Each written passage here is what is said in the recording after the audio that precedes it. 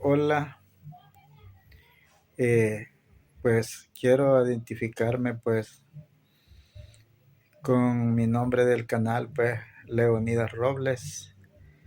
Quiero decirles pues que siempre estamos fiel sintonía del evangelista el Padre Luis Toro y estamos pues dando esa información para que ustedes pues analicen y mediten la palabra, cómo de veramente la doctrina de la iglesia se mantiene por 2000 años y no se puede fallar esa doctrina, mientras que algunos la interpretan de diferente modo, pero la Biblia es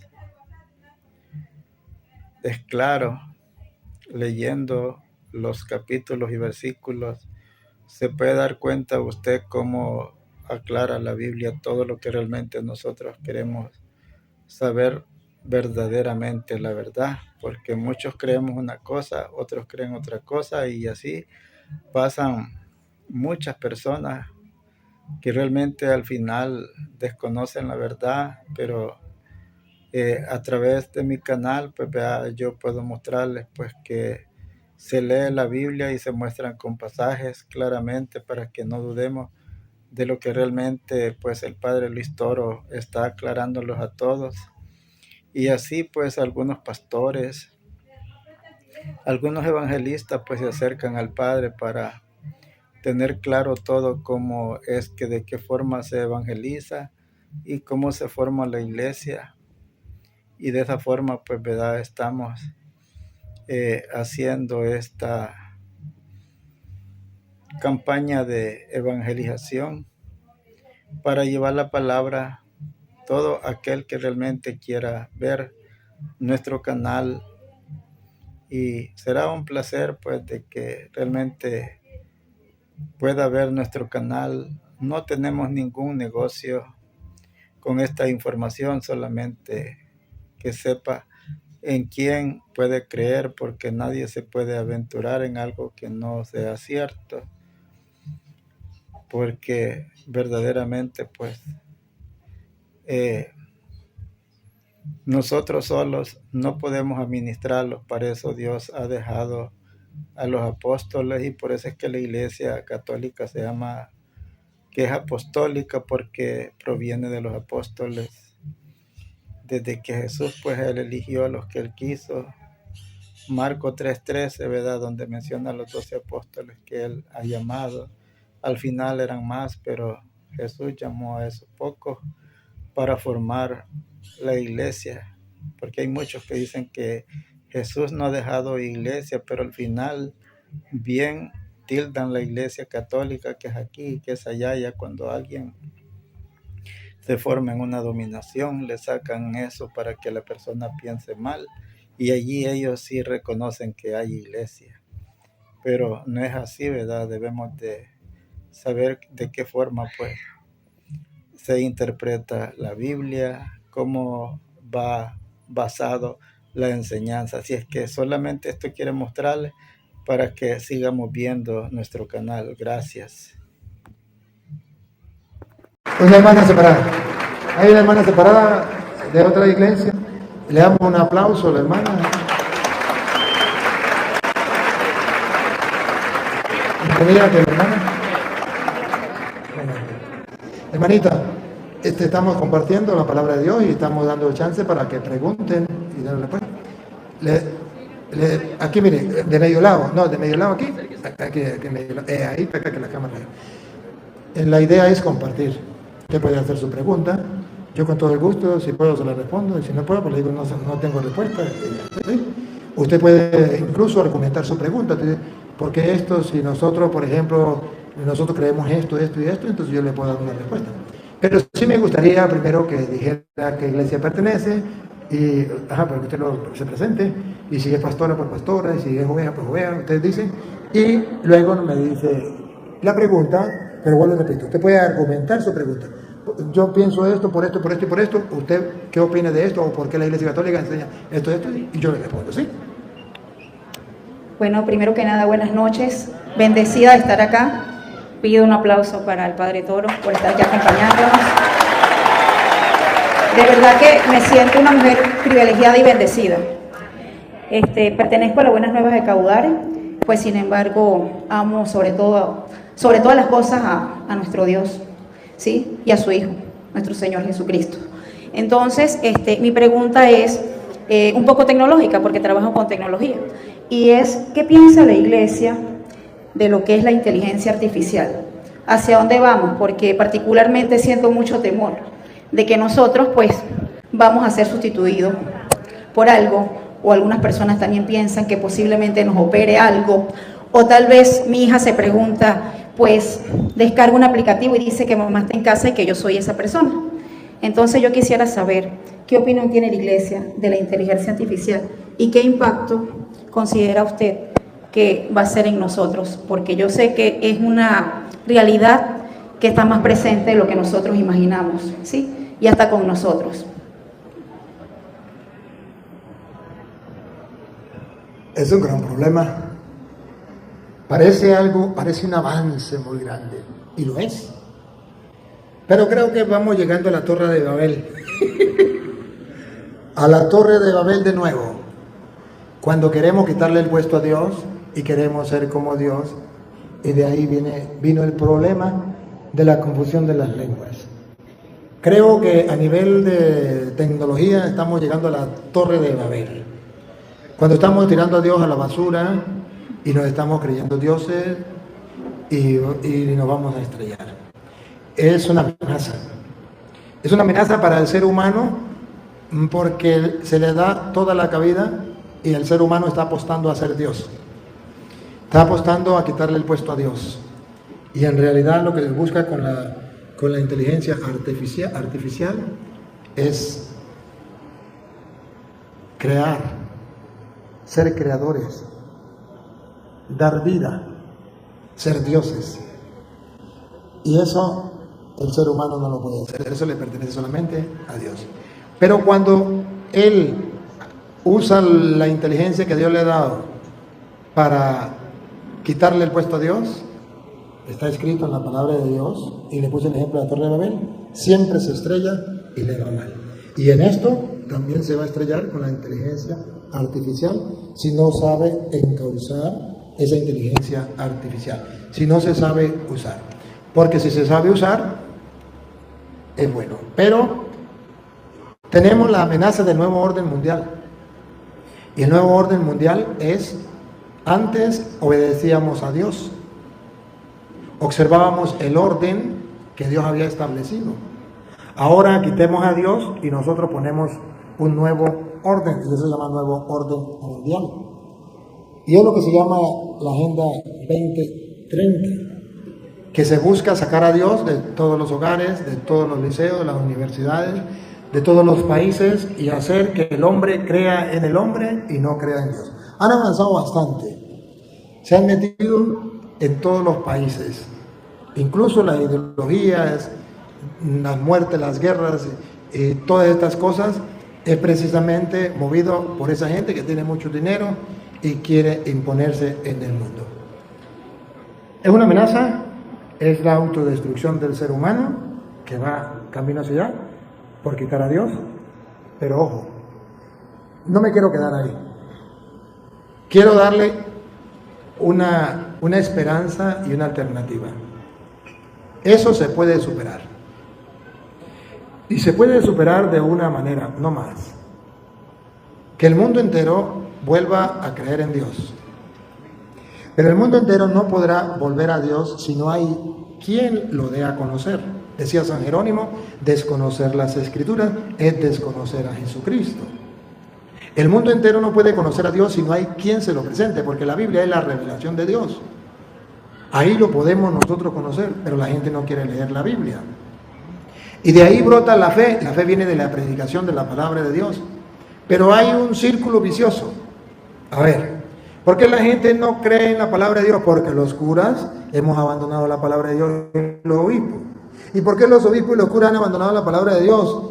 Porque resulta que ellos pasaron por un seminario y los formadores les enseñaron filosofía y teología y no les enseñaron la palabra de Dios. ¿Y por qué los formadores no les enseñaron la palabra de Dios? Porque los formadores vienen de un hogar donde no se leía la palabra de Dios. ¿Y por qué en el hogar no le enseñaron la palabra de Dios? Porque sus padres tampoco le enseñaron la palabra de Dios. ¿Y por qué sus padres no le enseñaron la palabra de Dios? Porque los abuelos tampoco le enseñaron la palabra de Dios. Y el círculo se vuelve vicioso. ¿Y de dónde vienen los curas? De la familia. Entonces, ¿cómo sería para levantarnos de esto? Listo. Que cada uno, sea padre de familia, sea cura, sea monja, sea soltero, sea casado, sea maestro, sea doctor, sea político, sea lo que sea, cada quien se tome en serio que la palabra de Dios, según dice la Biblia, allá en Lucas 8:11, la palabra de Dios es la semilla del reino de los cielos que hay que sembrar en tierra buena.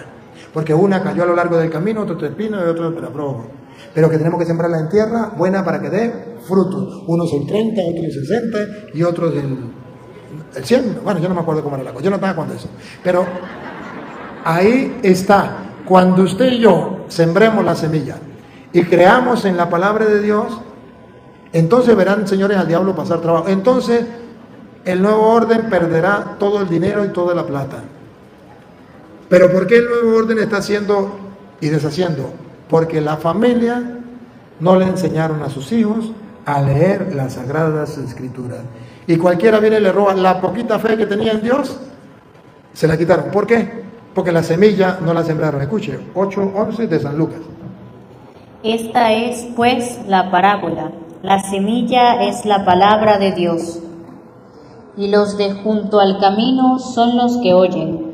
Y luego viene el diablo y quita de su corazón la palabra, para que no crean y se salven. El mundo está ahí. El diablo le ha robado la palabra para que no crean ni se salven. Como usted y yo lo sabemos, ¿qué deberíamos hacer? Sembrar la semilla. Si ustedes no lo hacen, el problema de ustedes, yo lo estoy haciendo. Y lo estoy haciendo para que ustedes lo escuchen, para que lo crean y comiencen a hacerlo. Nunca es tarde, nunca es tarde. Siempre se puede comenzar. Y Jesús, para que siempre comencemos, dijo que una vez el rey mandó a trabajar a unos a las 5 de la mañana, otros a las 9, otros a las 12, otros a las 3 de la tarde y a los últimos a las 5 de la tarde. Y cuando fue a pagar, comenzó por lo de las 5 de la tarde para enseñarnos que nunca es tarde, que siempre se puede comenzar, aunque ya esté al final de mi vida, 5 de la tarde, cuando ya todo ya estoy escarracado ya, viejito, que ya no puedo ni leer, pero no importa, ahí puedo comenzar a hacerlo. Entonces, sí, hermana, estás en lo cierto, pero hay una salida. Creer en la palabra de Dios, comenzar a leer la palabra del Señor, que es lámpara para nuestros pasos, luz en nuestro sendero. Gracias por su pregunta. Si tiene otra, se le puede dar la oportunidad. Gracias, un aplauso por la placa. Otra preguntita. Buenas noches, padre. Dos preguntitas. La primera es, yo participo en la iglesia como catequista y estuvimos hablando sobre la creación y hubo como un cruce de palabras porque se dice que primero fue Adán y Eva tuvo a Abel, Caín mata a Abel. Entonces se dice que entre nosotros estábamos debatiendo que Dios permitió el incesto, o sea que de allí fue porque Dios dijo que se multiplicara. Yo quisiera que usted nos aclarara ese punto, cómo fue la multiplicación, cómo se reprodujo las personas en el mundo, si fue entre Adán y Eva y sus hijos y bueno. Y la otra es, padre, que yo recibí una invitación, ¿verdad?, para una formación. Y fueron unos jóvenes, ¿verdad?, que estaban dando la formación y la formación trataba de unos temas que eran controversiales en la Iglesia Católica. El aborto, la santería, el género, igualdad de género. Y me pareció muy interesante porque sí, eso está en la palestra, pues. Pero lo que a mí me llamó mucho la atención es que este grupo de jóvenes estaban enseñando todo lo contrario de lo que enseña la Iglesia Católica. Ellos dicen que el aborto es permitido por Dios, porque Dios nos dio a nosotros el libre albedrío. Entonces, que nosotros como personas tenemos que darle seguimiento y acompañamiento a la muchacha, a la persona, porque Dios le dio libre albedrío y lo que ella decida se respeta, que debemos respetarlo. Y sucesivamente, con la santería igualmente digo que eso es, son ritos, que son tradiciones, como la iglesia también tiene ritos, o sea, y la formación fue caminando de esa manera que era totalmente lo contrario de lo que la predica el Evangelio de Cristo. Entonces yo quisiera que usted nos hablara también sobre eso. Comencemos con la segunda. La doctrina de la iglesia es la misma doctrina de Cristo, es lo que está en la Biblia. No matarás, cualquier persona lo entiende. El que quiera poner otra cosa, pues lo pone y está el libre albedrío.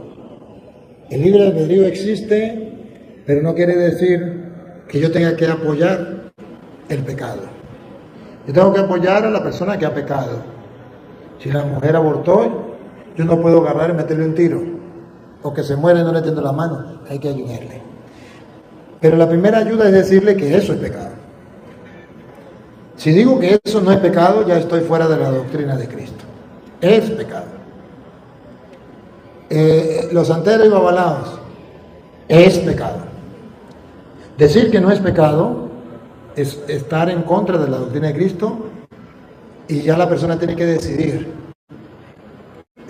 ¿enseña la doctrina de Cristo o enseña lo que a él le da la gana? Así de sencillo. Pero es cultura. Sí, es verdad, en unas partes de cultura, pero no toda cultura es buena. Yo conocí una cultura donde la persona enferma la mataban y se la comían.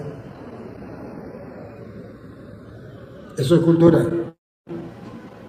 Pero eso no es el Evangelio. Ahora, ¿y cuál es la tarea del cristiano? Evangelizar la cultura. Eso es lo que hicieron los apóstoles, evangelizaron la cultura, porque la cultura estaba mundanizada. Y hay que evangelizarla, no es contaminarme. Por eso Jesucristo, cuando mandó a los apóstoles, mandó a evangelizar: vaya y prediquen el Evangelio a toda criatura. Tengo que ir a predicar el Evangelio. El que crea se salvará, y el que necesita creer será condenado. Jesucristo mandó a hacer ese trabajo. El trabajo de nosotros no es adaptarme a las culturas humanas. El trabajo de nosotros es evangelizar las culturas y decirle a la gente: esa es su cultura. Pero eso no es correcto. Por esto y por esto. Y ayudarle a salir de ahí. Eso se llama evangelizar. Lo contrario sería simplemente adaptarme a lo que la gente quiera hacer y no creer en el Evangelio. Necesito creer. Por eso, cuando Jesucristo habla en Marcos 1:15, el Evangelio de San Marcos 1:15, para Jesucristo, ¿qué es la conversión? Para los protestantes la conversión es dejar de tomar licor.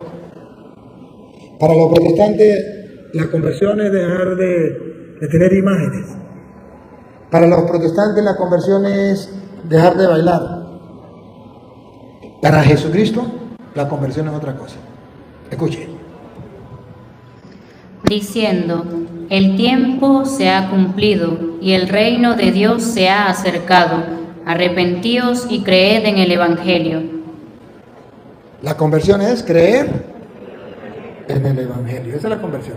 Arrepentíos y creed en el Evangelio. Conviértanse. ¿Se acuerda que cuando le ponen la ceniza antes decía: recuerda que eres polvo y al polvo volverás? Ahora que le dicen: conviértate y crea en el Evangelio.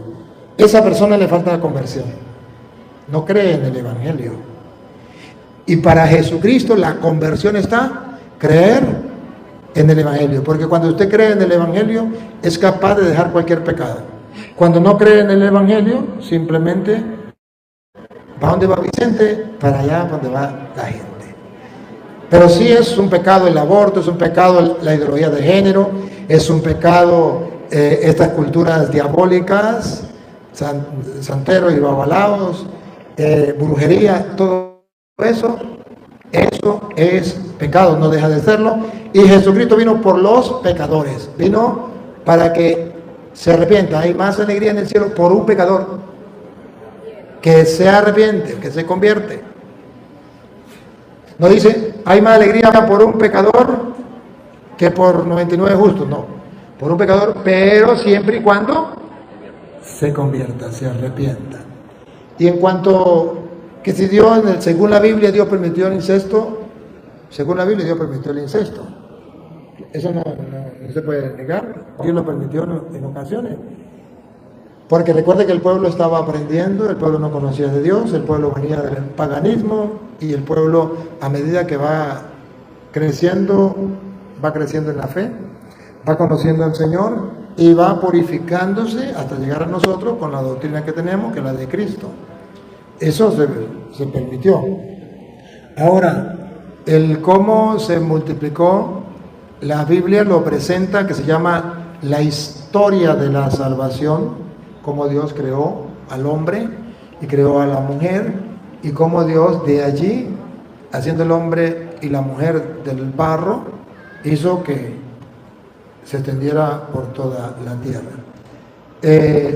Como es la historia, algunas personas piensan que tiene que ser la historia como la historia de Simón Bolívar, o como la historia de Martín Lutero, La Biblia es historia, pero no es historia como la de Simón Bolívar, como la de...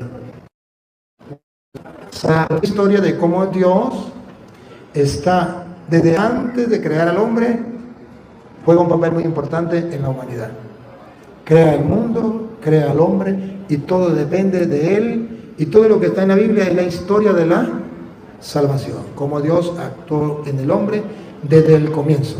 Y allí va mostrando a la manera humana, que la gente entienda cómo es que Dios ha estado al lado del hombre, cómo el hombre ha caído, cómo Dios lo ha levantado, cómo Dios lo ha perdonado, y esa es la historia de la salvación, comenzando con Adán y Eva. Entonces, no se trata simplemente de decir, Adán fue una persona como tal, una sola persona como tal, Eva una sola persona como tal, o no. Se trata de que sea la historia de la salvación, y yo tengo que aceptarla, yo tengo que creerla, porque de ahí viene la fe de que no venimos del mono, que no venimos de una bacteria, sino que venimos de Dios.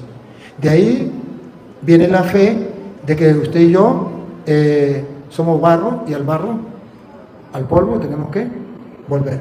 Toda esa historia está ahí en ese relato. Entonces ese relato es historia de la salvación, pero no es una historia como la historia de cualquier ser humano. Gracias, Padre.